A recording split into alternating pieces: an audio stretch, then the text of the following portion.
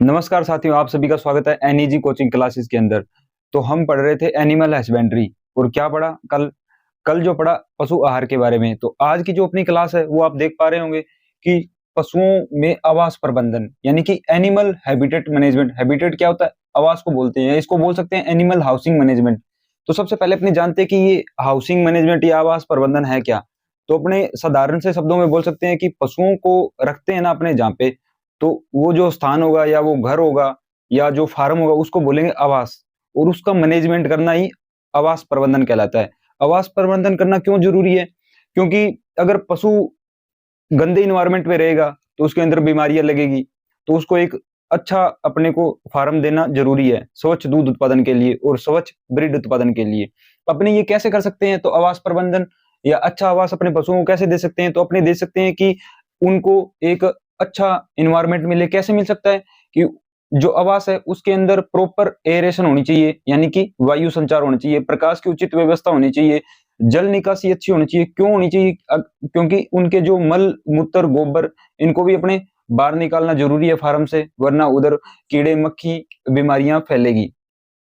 और जो आवास है ना वो एक ऊंचाई पर होना चाहिए, एक नियत हाइट पर। लंबाई चौड़ाई को अपने को ध्यान रखना चाहिए। तो अपने जानते हैं कि जो आवास है इसके लिए सामान्य कुछ चीजें, क्या चीजें सामान्य। तो सामान्य चीजों में अपने जानते हैं कि जो आवास है वो एक पर्याप्त लंबाई चौड़ाई होनी चाहिए आवास की। उसके अंदर जल निकासी के लिए उचित नालियां होनी चाहिए। उसके अंदर वायु संचार प्रकाश की अच्छी व्यवस्था होनी चाहिए और एक नियत ऊंचाई पर होना चाहिए। तो सबसे पहले अपने जानते हैं कि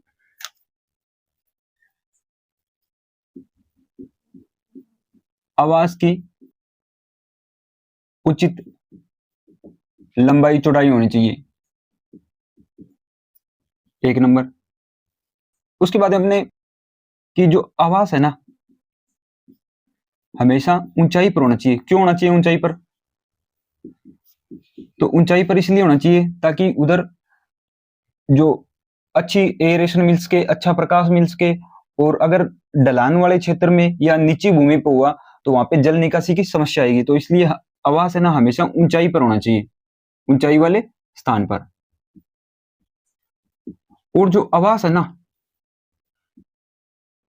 इसके अंदर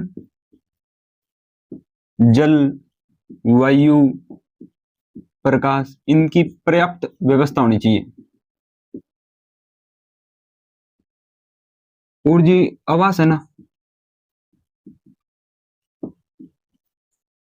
साफ सुथरा होना चाहिए। तो ये अभी जनरल इंफॉर्मेशन के बारे में, ठीक है। अब अपने जानते हैं कि जो आवास है यानी कि एनिमल हाउसिंग या हैबिटेट है ये कितने प्रकार का होगा। तो जो ये आवास है ना ये दो प्रकार का होता है। एक तो होती है खुली प्रणाली। कौन सी प्रणाली? खुली प्रणाली। इसको अपने बोल सकते हैं ओपन सिस्टम। कौन सा सिस्टम? Open system. और जो दो नंबर होगा ना वो होगा बंद प्रणाली।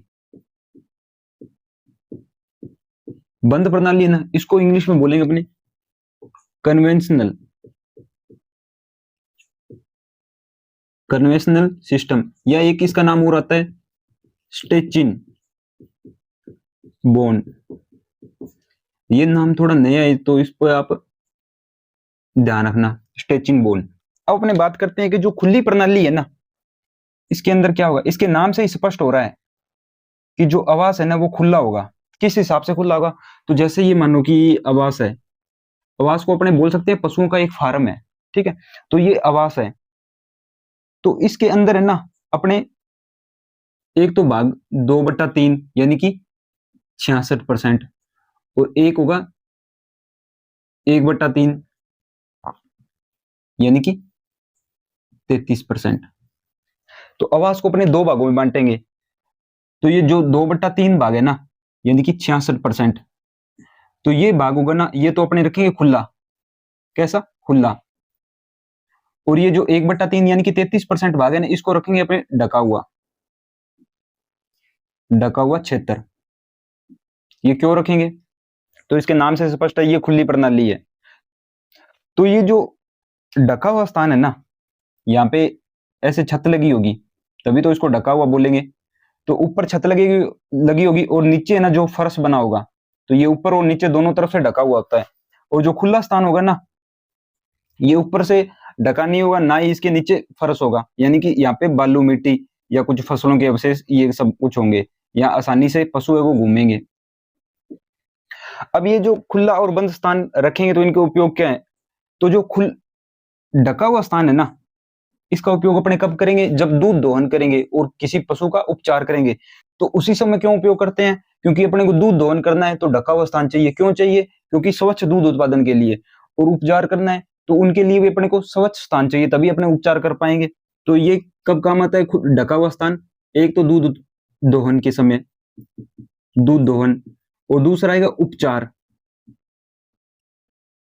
तो ये खुला स्थान है, यहाँ पे ज्यादातर पशु है ना खुले स्थान में रहेंगे, ज्यादातर पशु है ना खुले स्थान में रहेंगे। अब ये जो विधि है ना, ये आपने देखी होगी राजस्थान के अंदर या जो ग्रामीण क्षेत्र है गांव के अंदर अपने ये विधि ज्यादा उपयोग में लेते हैं। तो इसलिए ये जो विधि है ना, ये सबसे अच्छी विधि है, सर्वाधिक प्रचलित। अगर राजस्थान के संदर्भ में क्वेश्चन आता है कि राजस्थान के अंदर अपने पशुओं का फार्म बनाना है, तो अपने कौन सी प्रणाली है उसका उपयोग करेंगे? तो ये खुली प्रणाली है, इसका उपयोग करेंगे। तो राजस्थान में सर्वाधिक उपयोग, और एक ग्रामीण क्षेत्र के अंदर सर्वाधिक उपयोगी, ग्रामीण क्षेत्र में भी। और ये सबसे सस्ती विधि है, इसलिए भी इसका उपयोग ज्यादा होता है। अब अपने बात करते हैं बंद विधि की, यानी कि कन्वेंशनल सिस्टम। तो कन्वेंशनल सिस्टम होता है ना जो, तो ये फार्म आ गया, यानी कि आवास आ गया। तो ये जो आवास है ना, ये पूरा ही ढका होगा ऊपर और नीचे दोनों तरफ से, यानी कि ऊपर तो छत आ गई और नीचे फर्श आ गया। तो ये महंगी विधि है, इसलिए इसका उपयोग है ना कम किया जाता है भारत के अंदर। तो कम उपयोगी है। क्यों उपयोगी कम है? क्योंकि ये महंगी विधि है,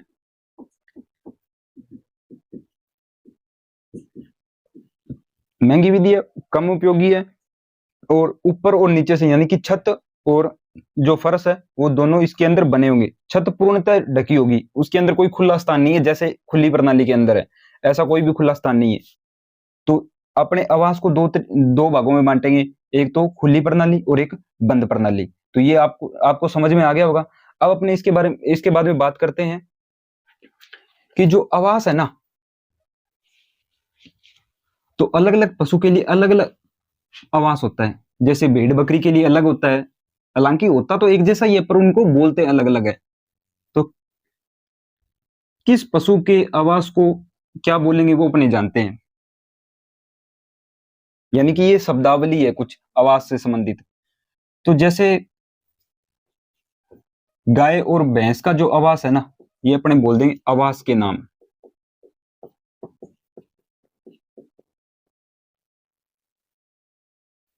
तो गाय और भैंस है ना, तो इसके जो आवास है उसको क्या बोलेंगे? शेड।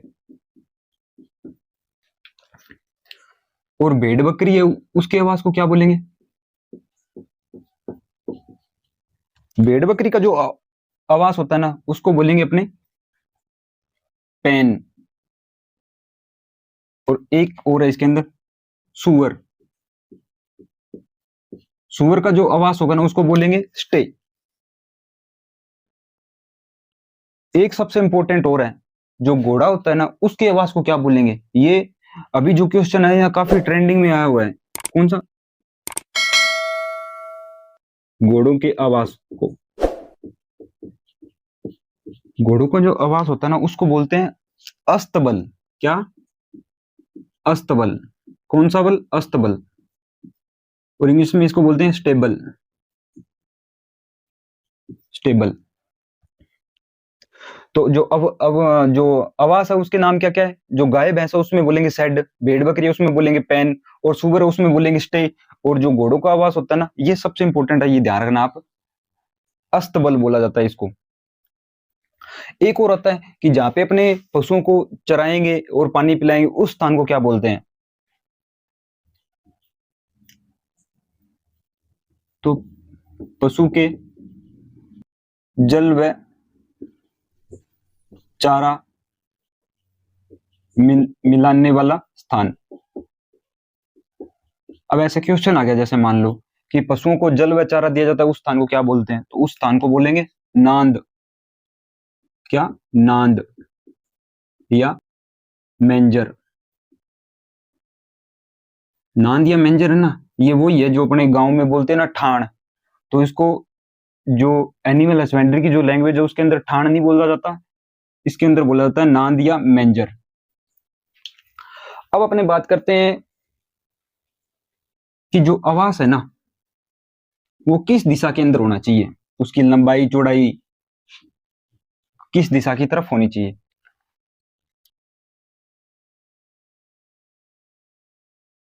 आवास की दिशा,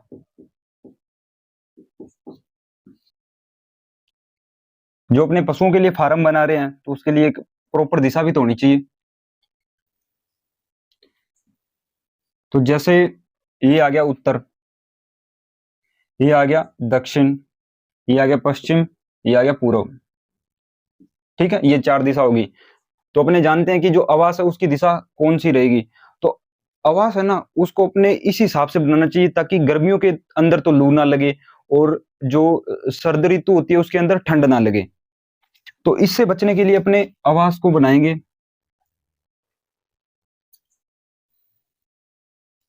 इस दिशा में, यानी कि जो ये तो लंबाई होगी और ये होगी चौड़ाई। ठीक है, तो आवास की जो लंबाई होती है ना वो हमेशा होती है पूर्व से पश्चिम से पूर्व या पूर्व से पश्चिम। ठीक है, और चौड़ाई कैसी होगी? उत्तर से दक्षिण। तो इतने में काम नहीं चलेगा, इसके अंदर दो चीजें और आपको ध्यान रखनी है।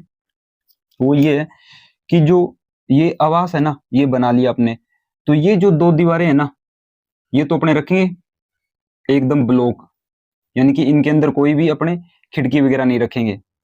तो पूर्व वाली और पश्चिम वाली दीवारें ना ये तो रखेंगे अपने बंद, और जो उत्तर और दक्षिण वाली दीवारें ना इनमें अपने छोटी छोटी खिड़कियां बनाएंगे, यानी कि विंडो रख देंगे। तो आप नोट करो यहां से, ये चीज इंपॉर्टेंट है। इसमें क्या होगा कि जो आवास है ना, आवास की लंबाई अक्ष किस दिशा के अंदर होगा? पूर्व पश्चिम। ठीक है, और चौड़ाई अक्ष, चौड़ाई अक्ष होगा उत्तर से दक्षिण। ये आपको समझ में आ गया होगा कि जो आवास की दिशा है वो कौन सी तरफ रखेंगे, जो लंबाई है वो पश्चिम से पूर्व और चौड़ाई उत्तर से दक्षिण। अब अपने बात करते हैं कि जो आवास के अंदर एक मिल्किंग पार्लर होता है। मिल्किंग पार्लर किसको बोलते हैं? जो दूध निकालने वाला स्थान होता है ना उसको बोलते हैं मिल्किंग पार्लर। तो मिल्किंग पार्लर के लिए भी एक जो इंपॉर्टेंट लाइन है वो ये है कि उसकी लंबाई चौड़ाई किस दिशा के अंदर होनी चाहिए, तो वो अपने भी जान लेंगे। और एक जो पशुओं का जो झुंड है, यानी कि अपने फार्म के अंदर 100 पशु रख रहे हैं, तो उनमें से कम है ना 25% जो पशु है ना वो मिल्किंग पार्लर होना चाहिए। अपने बात करते हैं कि जो मिल्किंग पार्लर है ना उसकी दिशा कैसे कौन सी होगी? मिल्किंग पार्लर की दिशा, मिल्किंग पार्लर आप समझ गए क्या होता है? दूध निकालने वाला स्थान होगा ना तो उसको भी अलग बनाना पड़ेगा। तो ये सेम टू सेम दिशा आ गई, उत्तर दक्षिण पश्चिम पूर्व। तो ये जो मिल्किंग पार्लर है ना इसकी जो लंबाई है ना वो रखेंगे अपने उत्तर से दक्षिण। यहाँ पे आप देख सकते हैं कि आवास की दिशा तो अपने रखी थी लंबाई पश्चिम से पूर्व, और जो मिल्किंग पार्लर है इसमें क्या करेंगे उल्टा अपोजिट, यानी कि उत्तर से दक्षिण की तरफ है ना अपने लंबाई रखेंगे। ये क्या है? ये लंबाई, और ये क्या होगी? चौड़ाई। और सेम टू सेम वैसा का वैसा इसमें और है कि ये जो ये दीवारें है ना ये तो अपने रखेंगे एकदम ब्लॉक पक्की, इनके अंदर कोई भी खिड़की वगैरह कुछ भी नहीं होगा। और जो ये दीवारें होंगी ना उत्तर से दक्षिण वाली, इनके अंदर अपने खिड़कियां रखेंगे। यहाँ पे कुछ थोड़ा अपोजिट हो गया, इसमें ये ध्यान रखना है, जो उत्तर वाली और जो दक्षिण वाली दीवारें ना, इनको तो रखेंगे अपने ब्लॉक, क्योंकि इनमें अपने यहाँ पे खिड़कियां बनाई थी, ठीक है, तो इनको रखेंगे यहाँ पे ब्लॉक, ठीक है। और जो पश्चिम और पूर्व वाली ने ये जो दीवारें इनमें रखेंगे खिड़कियां, क्यों रखेंगे ये मैं आपको अभी बता दूंगा। तो इनमें आगे खिड़कियां क्यों बनती है, खिड़कियां जैसे सूरज उदय होगा या राइज होगा तो वो होगा पूरब से, तो इस समय भी इसके अंदर प्रॉपर सनशाइन रहेगी। और जब सनसेट होगा यानी कि अस्त होता है सूरज, उस टाइम भी इसके अंदर प्रॉपर सनशाइन है वो रहेगी। क्यों रहेगी, ये क्यों जरूरी है, तो ये जरूरी है क्योंकि जो अपने मिल्क निकालने वाला स्थान है ना, वो एकदम सूखा होना चाहिए, क्योंकि अगर वो गीला हुआ तो वहां पे बैक्टीरिया वगैरह, दुर्गंध, ये सब कुछ आएगा। तो इसलिए ये जो मिल्किंग पार्लर है ना, वो स्थान है वो सूखा होना चाहिए। ये कैसे सूखा हो सकता है, जब अपने इस हिसाब से दिशा को देखते हुए अपने मिल्किंग पार्लर है उसका डिजाइन तैयार करेंगे और उसको बनाएंगे। तो ये हो गया आवास की दिशा और मिल्किंग पार्लर की दिशा। अब अपने बात करते हैं, ये अभी अपना आवास बन नहीं रहा है, अभी तक पूरा बना नहीं है, तो आवास की जो छत है ना, उसकी ढलान भी अपने मद्देनजर रखेंगे। क्यों रखेंगे, आवास की जो छत है उसकी ढलान क्यों रखना जरूरी है, तो अगर अपनों ने ढंग से ढलान नहीं रखी छत की, तो अगर मान लो जो आवास की छत होती है वो तीन तीन तरीके से बनती है। एक तो होती है घास फूस की, ठीक है, एक हो जाएगी टाइल की, एक हो जाएगी वो टीन वाली जो सीट होती है उसकी। तो घास फूस वाली होगी, अगर उसमें अपने ढलान नहीं रखेंगे तो उसमें पानी इकट्ठा हो जाएगा और ओवरलोडेड होने की वजह से छत है वो टूट जाएगी। तो अपने क्या पढ़ रहे हैं, आवास की छत की ढलान। तो आवास की छत होती है वो तीन तरीके से बना सकते हैं अपने। नंबर एक, घास फूस वाली छत की ढलान कितनी डिग्री रखेंगे, तो घास फूस वाली छत है तो इसके अंदर ज्यादा अपने को ढलान रखनी पड़ेगी। तो कितनी रखनी पड़ेगी, 35 डिग्री ढलान रखनी पड़ेगी। ढलान आप समझ सकते हैं, जैसे ये 90 डिग्री हो गया, ठीक है, तो इससे कम या ज्यादा इस हिसाब से अपने 35 डिग्री, 45 डिग्री, 30 डिग्री, 15 डिग्री, इस हिसाब से ये होता है, ठीक है, ढलान वाला। अब 2 नंबर पे आता है कि टाइल्स की बनी हुई है छत। टाइल्स की छत बनी हुई है तो उसकी ढलान कितनी रखेंगे, उसकी ढलान रखेंगे 25 से 30 डिग्री, 25 डिग्री से 30 डिग्री ढलान रखेंगे। तो इन दोनों से क्वेश्चन नहीं आता। क्वेश्चन किससे आएगा, क्वेश्चन आएगा 3 नंबर से। 3 नंबर वाली कौन सी है, सीट से बनी छत, सीट से बनी छत की ढलान। ये जो ढलान ना, ये सबसे इंपॉर्टेंट है। ढलान कितनी रखेंगे, 12 से 18 डिग्री, 12 डिग्री से 18 डिग्री, ये सबसे इंपॉर्टेंट है, यही पूछा जाता है क्वेश्चन के अंदर। इन दोनों से नहीं पूछते, इससे पूछा जाएगा। जो सीट की होती है ना छत, उसकी ढलान अपने रखेंगे 12 से 18, ठीक है। अब एक नोट लगा के रखो, जो छत की ढलान होती है ना, वो अपने 45 डिग्री से ज्यादा नहीं रखेंगे, ठीक है। कितने से ज्यादा, 45 डिग्री से ज्यादा नहीं होनी चाहिए छत की ढलान, कितने से ज्यादा नहीं होनी चाहिए, 45 डिग्री से ज्यादा नहीं होनी चाहिए। तो 45 डिग्री से ज्यादा अपने छत की ढलान है वो नहीं रखेंगे। तो ये आ गई छत की ढलान, तो ऊपर होगी छत। अब नीचे आ गया फर्श, तो फर्श की ढलान भी अपने को ध्यान में रखनी पड़ेगी। क्यों रखनी पड़ेगी छत की ढलान, वो फर्श की ढलान, तो फर्श की अगर अपने ढलान नहीं रखेंगे तो जो पशुओं का अवशेष है ना, वो अपने एक तरफ नहीं कर सकते, या जो जल निकासी की नालियां हैं वो ढंग से नहीं बना पाएंगे। तो बात आती है कि आवास के फर्श की ढलान,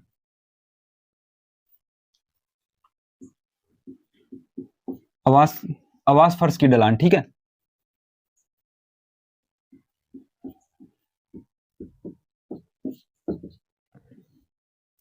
तो आवास का जो फर्श है ना, वो जैसे इस हिसाब से होता है,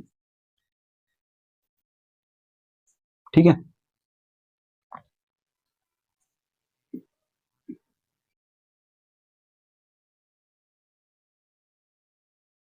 ये आ गई लंबाई, ये आ गई ऊंचाई,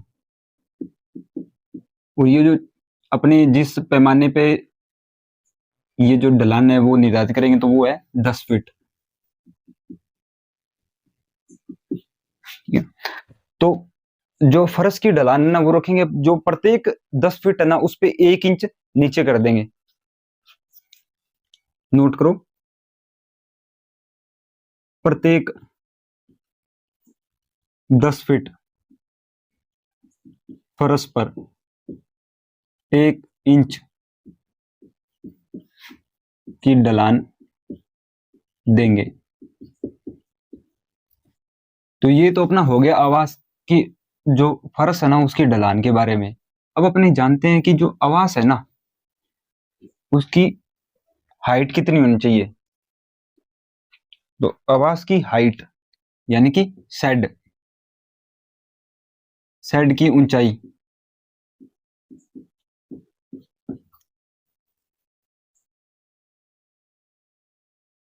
शेड की ऊंचाई ना ये दो प्रकार से अपने रख सकते हैं।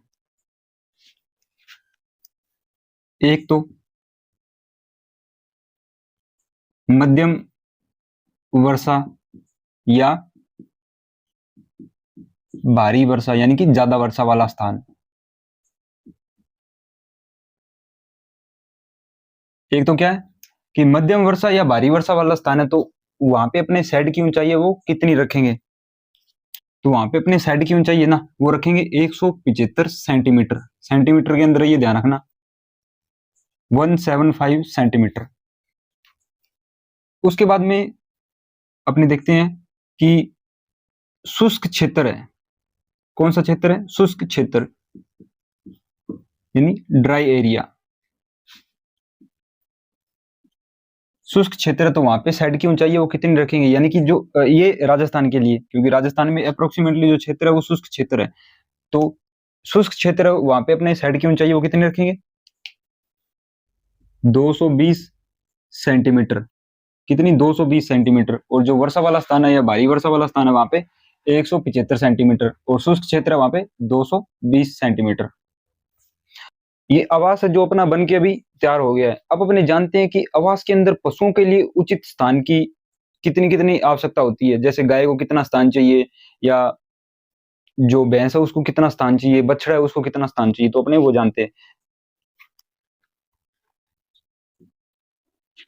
तो अपने देखते हैं कि जो खुली और बंद प्रणाली है ना उसके अंदर पशुओं के लिए स्थान की आवश्यकता क्या क्या रहती है।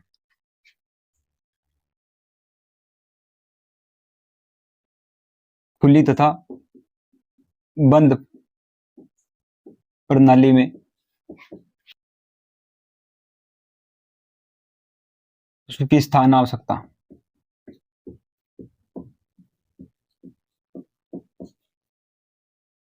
जो पशु की स्थान आवश्यकता है ना खुली और बंद प्रणाली के अंदर, ये अपने दो तरीके से पढ़ेंगे, क्योंकि दो तरीके से क्वेश्चन आते हैं यहाँ पे। एक तो पूछ लेते हैं मीटर के अंदर कितनी चाहिए, और एक पूछ लेते हैं फीट के अंदर कितनी चाहिए। तो ये टेबल नंबर अपनी पहली है, टेबल नंबर फर्स्ट। इसके अंदर अपने देखते हैं स्क्वायर फीट यानी कि वर्ग मीटर, वर्ग फुट, ठीक है। तो अपने इसके अंदर टेबल बनाते हैं। तो ये आ गया पशु,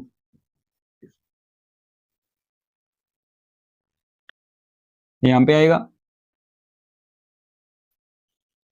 बंद स्थान,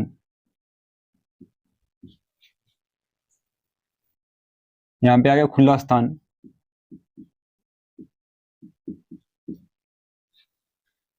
और यहाँ पे आ गया मेंजर स्पेस। मेंजर क्या बताया मैंने आपको? जहाँ पे पशु को अपने जल और चारा है ना वो देते हैं, तो उस स्थान को क्या बोलेंगे? मेंजर या नांद। तो ये आ गया मेंजर।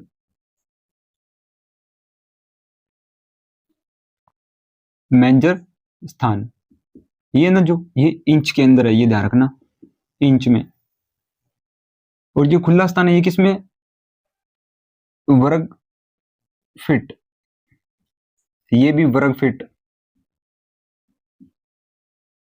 तो जो सबसे पहला अपना पशु है ना वो है बछड़ा। बछड़ा, तो जो बछड़ा है उसको बंद स्थान कितना चाहिए, 15 से 20 वर्ग फीट। कितना, 15 से 20 वर्ग फीट। और जो खुला स्थान है वो कितना चाहिए, तो खुला स्थान चाहिए 50 से 60 वर्ग फीट। और मेंजर स्थान कितना चाहिए, 20 से 24 इंच, मतलब 20 से 24 इंच का ठान होना चाहिए। और बंद स्थान अपने बछड़े को दे रहे हैं तो 15 से 20 वर्ग फीट। और खुले स्थान यानी कि जब खुला घूमेगा बछड़ा तो उसके लिए स्थान चाहिए अपने को 50 से 60 वर्ग फीट। अब अपने बात करते हैं 2 नंबर पे, गाय के लिए। तो जो गाय है उसको स्थान चाहिए 20 से 30 वर्ग फीट। बंद स्थान है ये, खुला स्थान कितना चाहिएगा, खुला स्थान चाहिएगा 80 से 100 वर्ग फीट।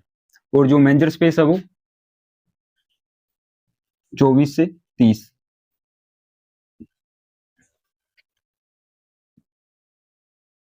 24 से 30 भी हो सकता है और 20 से 24 भी हो सकता है गाय के लिए, ये ध्यान रखना आप, ये इंच के अंदर है। अब अपने बात करते हैं भैंस भी। भैंस के लिए बंद स्थान कितना चाहिए, तो भैंस के लिए चाहिए 25 से 35 वर्ग फीट। और खुला स्थान 80 से 100 वर्ग फीट। और जो मेंजर स्पेस है वो कितना चाहिए, 24 से 30 इंच। अब बात आती है कि गाभिन जो गाय है यानी कि गर्भवती गाय है, तो उसके लिए कितना स्थान चाहिए, गाभिन गाय, तो उसके लिए स्थान चाहिए 100 से 120 वर्ग फीट। और खुला स्थान कितना चाहिएगा, खुला स्थान चाहिएगा 180 से 200 वर्ग फीट। और मेंजर स्पेस, यानी मेंजर स्पेस तो इतना ही चाहिएगा, कितना, 24 से 30 इंच। अब एक रह गया वो है सांड। सांड यानी कि बुल। तो जो बुल होता है ना उसके लिए जो बंद स्थान है वो चाहिए अपने को 120 से 140 वर्ग फीट। और खुला स्थान कितना चाहिएगा, 200 से 240 वर्ग फीट। और मेंजर स्पेस ये इतना कितना, 24 से 30 इंच। अब यहाँ पे ये जो टेबल बन के तैयार हो गई है, ठीक है, इसके अंदर आपको 2 चीजें तो बहुत जरूरी जरूरी याद रखनी है। वो कौन कौन सी है वो मैं बता देता हूँ आपको। एक तो जो गाय है ना ये बहुत इंपॉर्टेंट है, एलएसए के अंदर क्वेश्चन आया था ये गाय के लिए, कि गाय, एक गाय है उसको बंद स्थान की कितनी आवश्यकता होगी फीट के अंदर, तो 25 से 30। और एक एग्जाम लगता है वीओ का, कौन सा एग्जाम, ये तो आया था एलएसए में, एलएसए, ठीक है। और जो गाभिन गाय है उसके लिए ये पूछा था, जो गाभिन गाय है उसके लिए बंद स्थान कितना चाहिए, तो 100 से 120। ये क्वेश्चन आया था ना वीओ के अंदर, वेटनरी ऑफिसर होता है ना जो, उसके एग्जाम के अंदर ये क्वेश्चन आया था। तो ये आप ध्यान रखना, ये टेबल है कौन सी है, स्क्वायर फीट यानी कि वर्ग फीट के हिसाब से। तो बछड़ा, गाय, भैंस, गाभिन गाय और सांड, इनके बारे में अपने पढ़ लिया। अब टेबल नंबर है 2, उसके अंदर अपने कौन सा पढ़ते हैं, वो पढ़ते हैं अपने वर्ग मीटर, ठीक है, या मीटर स्क्वायर। तो आप इसका स्क्रीनशॉट लेना चाहें तो स्क्रीनशॉट ले लें। अब अपने बात करते हैं टेबल नंबर 2। कौन सी, टेबल नंबर 2। जो टेबल नंबर 2 है ना वो रहेगी अपनी मीटर पे। वो रहेगी मीटर पे, वर्ग मीटर, ये आपने लिख सकते हैं मीटर स्क्वायर। ठीक है, तो सेम टू सेम वो का वही प्रोसेस, पशु, उसके बाद में बंद स्थान, बंद स्थान है ये मीटर स्क्वायर के अंदर है, ये ध्यान रखना आप। उसके बाद में खुला स्थान, खुला स्थान है ये भी मीटर स्क्वायर के अंदर। और मेंजर स्पेस, मेंजर स्पेस क्या है, जहां पे अपने पशु को चारा व पानी देते हो, तो मेंजर स्पेस है ना ये सेंटीमीटर के अंदर, ये किसमें है, सेंटीमीटर के अंदर।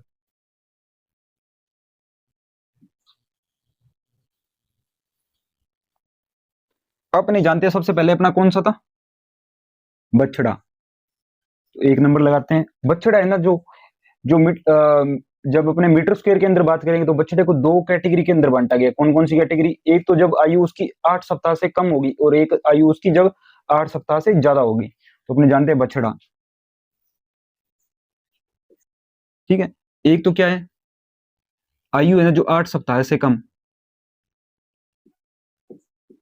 ये हो गया कम। ठीक है, जो तीर का निशान नीचे इसका मतलब कम, और एक हो गया 8 सप्ताह से ज्यादा, ये आयु है, ये ध्यान रखना 8 सप्ताह है। ये बछड़ा है उसको दो कैटेगरी के अंदर बांटा गया है, एक तो 8 सप्ताह से कम और एक 8 सप्ताह से ज्यादा। ठीक है, और 2 नंबर पे अपने पढ़ेंगे गाय, उसके बाद भैंस, उसके बाद में गाभिन गाय,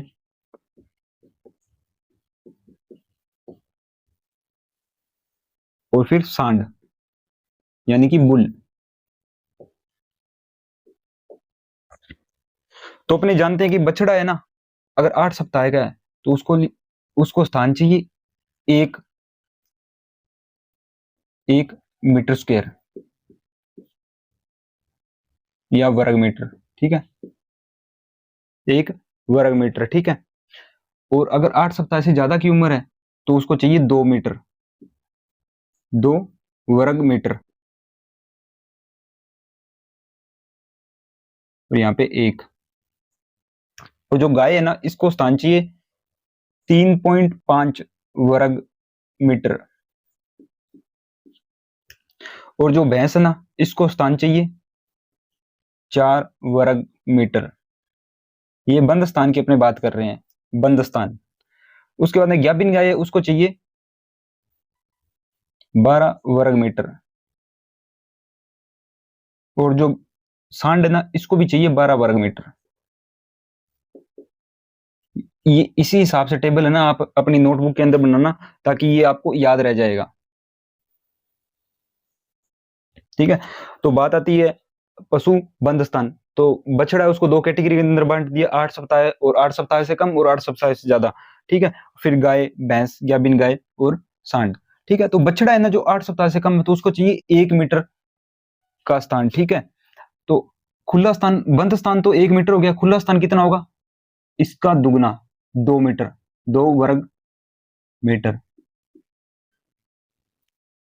और जो 8 सप्ताह से ज्यादा की उम्र का जो बछड़ा है तो उसको स्थान चाहिए 4 वर्ग मीटर। ठीक है, और जो गाय है तो उसको बंद स्थान तो चाहिए था 3.5 मीटर स्क्वायर, और जो खुला स्थान है वो कितना चाहिएगा, 3.5 का दुगना, कितना, 7 मीटर स्क्वायर। अब बात आती है भैंस की, तो भैंस के लिए 4 था तो यहाँ पे हो जाएगा 8। गाभिन गाय तो यहाँ पे कितना था, 12, 12 का दुगना 24। जो बुल है ना इसके अंदर बंद स्थान इसको चाहिए 12, पर इसके लिए खुला स्थान होगा ना वो ध्यान रखना कितना, 120 मीटर स्क्वायर। बस एक ये इंपॉर्टेंट है, यहाँ पे ये याद रखना, यहाँ पे 24 नहीं होगा, 120 मीटर स्क्वायर होगा। ठीक है, मेंजर स्पेस कितना, जो बछड़ा है इसके लिए तो चाहिए अपने को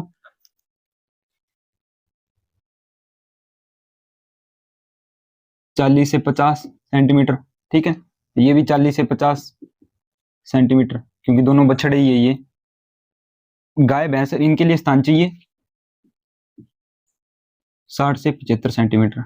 ये भी 60 से 75 सेंटीमीटर, ये भी 60 से 75 सेंटीमीटर, और जो सांड है उसके लिए भी 60 से 75 सेंटीमीटर। तो ये आपने नोट कर लेना है अभी, ठीक है, और इसी हिसाब से ही नोट करना है। इसके अंदर आप ध्यान रखना, जो बछड़ा है ना, बछड़ा होगी, गाय होगी, भैंस होगी, गाभिन गाय, तो इनके लिए बंद स्थान और खुला स्थान है, इनका अनुपात कितना होगा? तो इनके लिए अनुपात देख लो आप, 2:1। कितना अनुपात है?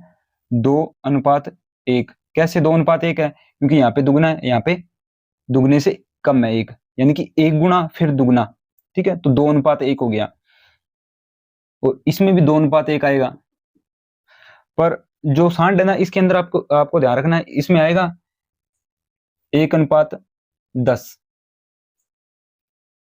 ठीक है, 1:10, या इसको ऐसे भी बोल सकते हैं 10:1। ये 10:1 कब करना है अपने को क्लिक?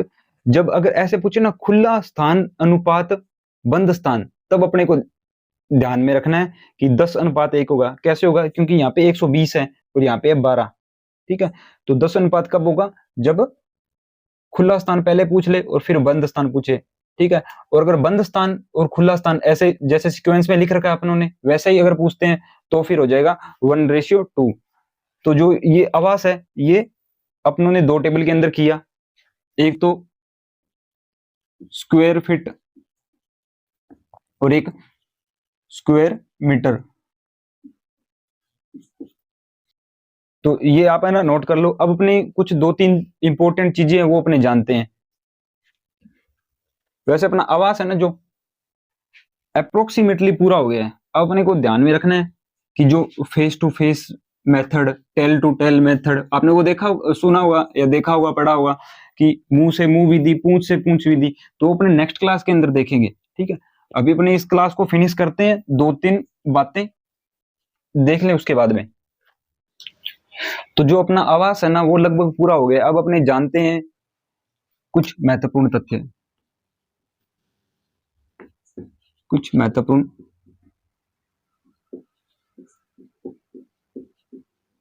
ठीक है, या इंपॉर्टेंट पॉइंट्स, ठीक है। तो सबसे पहले अपने जानते हैं कि जो मिल्किंग पार्लर है ना वो लगभग 25% होना चाहिए। अपना जो फार्म है उसके अंदर मिल्किंग पार्लर है ना वो झुंड का 25% होना चाहिए। तो अपने नोट करते हैं कि फार्म में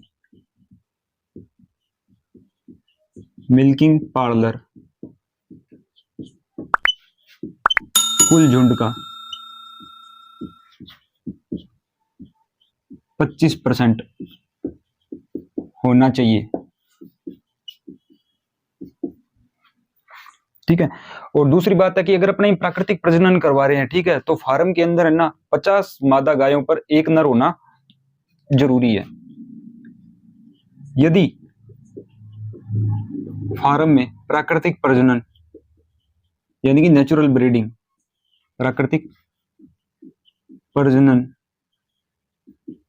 हो रहा है तो 50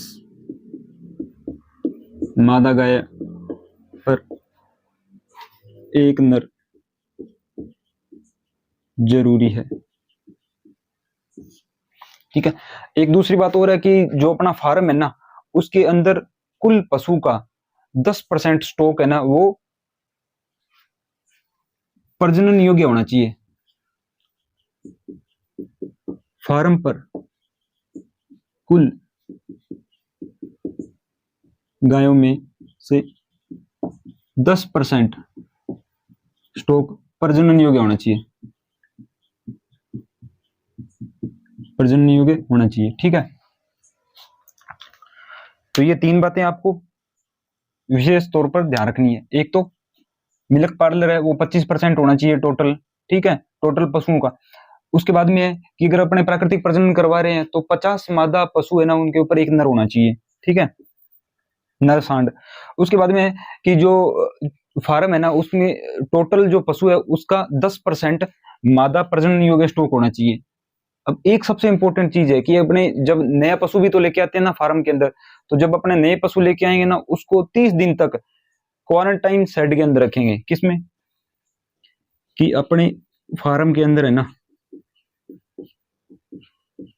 नया पशु लाए, क्यों लाए? अच्छी नस्ल का लाए, ठीक है, कि अच्छी नस्ल सुधार हेतु या अच्छी नस्ल का जो पशु है वो लेके आए अपने, ठीक है। तो फार्म में नया है, ये ध्यान रखना, नया पशु आने पर उसको 30 दिन तक 30 दिन तक किस में रखेंगे? Quarantine shed. ये क्वारंटाइन शेड क्या होता है? ये स्पेशल एक अलग शेड बना होता है, इसके अंदर वो अकेला ही पशु रहेगा जो नया पशु आया।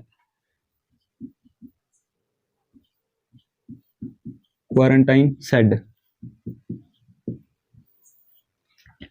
तो जो अंतिम जो लाइन है वो देखो कि जो फार्म है उसके अंदर अपने नए पशु लेके आए, ठीक है, तो उसको 30 दिन तक क्वारंटाइन शेड के अंदर रखेंगे। तो जो अपनी आवास की वीडियो है वो अभी आज यहीं तक रहेगी, ठीक है। नेक्स्ट वीडियो के अंदर अपने जानते हैं इसके आगे के बारे में। तो आज की ये वीडियो आपको कैसी लगी कमेंट बॉक्स के अंदर जरूर बताएं। अगर आप चैनल पे पहली बार आए हैं तो चैनल को सब्सक्राइब जरूर करें। मिलते हैं नेक्स्ट वीडियो के अंदर, तब तक के लिए धन्यवाद।